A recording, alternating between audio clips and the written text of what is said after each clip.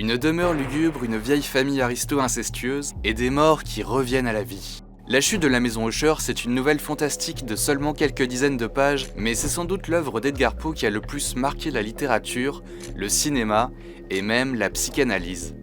Entrer dans une nouvelle de Poe, c'est accepter l'emprise que va exercer sur vous un maître du suspens qui sait agencer ses effets vers un objectif unique, vous placer dans un état de terreur. 1839. Edgar Poe a 30 ans quand il publie La chute de la maison Usher dans une revue. L'écrivain et poète est déjà reconnu, mais il a essuyé un échec d'édition l'année précédente avec ce roman d'aventure.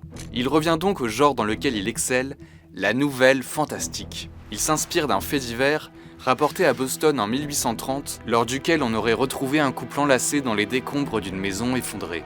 Dans cette nouvelle donc, un narrateur anonyme se rend chez un ancien ami, Roderick Usher, qui vit reclus avec sa sœur Lady Madeline dans une maison hors du temps. Madeline and I are like figures of fine glass. The slightest touch and we may shatter. Usher a beaucoup changé. Il paraît terrorisé, mélancolique et souffre d'un mal étrange, une hyperacuité sensorielle qui lui rend tout insupportable. Sa sœur, avec qui il semble entretenir une relation plus qu'ambiguë, souffre du même mal et décède subitement. Son corps est entreposé dans le caveau.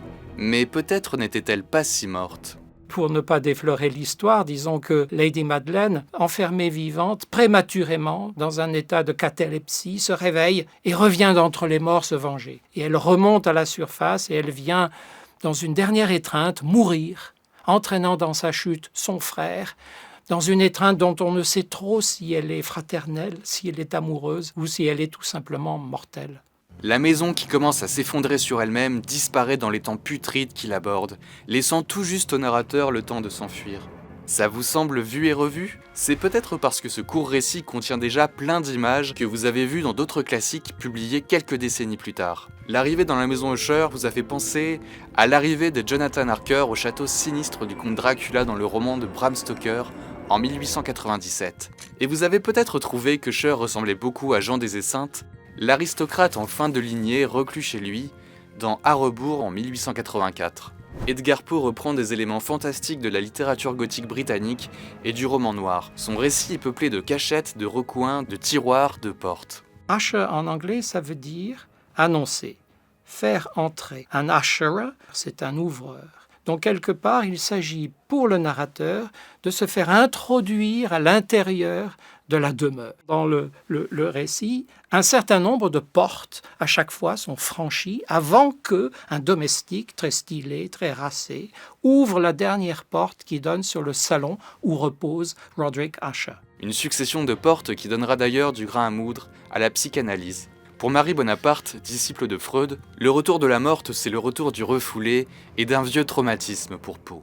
Lady Madeline qui revient, ce serait le retour de la mère que Poe a perdue très tôt, à l'âge de 3 ans, morte de tuberculose. Et donc la dernière vision de Lady Madeline, c'est toute de blanche vêtue, mais tachée de sang rouge, vermeil, ce rouge que les tuberculeux recrachent dans un dernier râle avant la mort. Dans ce récit, la maison hantée est un personnage à part entière, presque, avec ses espaces symboliques.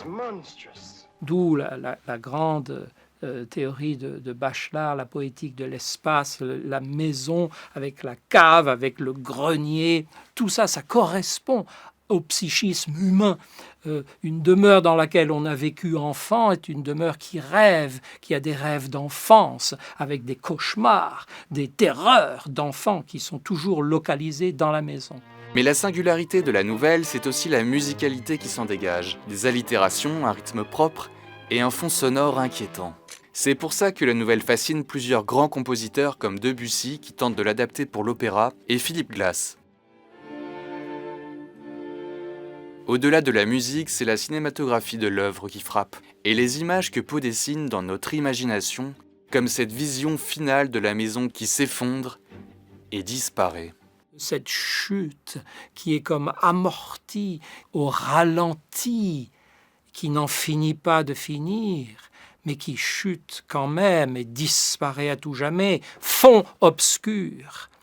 Vous savez, à la fin des films, hop, retour au noir. Il y a quantité comme cela d'effets visuels, scopiques, de gros plans, puis de panoramiques, et puis on sent la caméra, je veux dire, implicite, qui s'éloigne et puis qui se rapproche. Tout ceci fait que Poe est un auteur qui se prête au cinéma.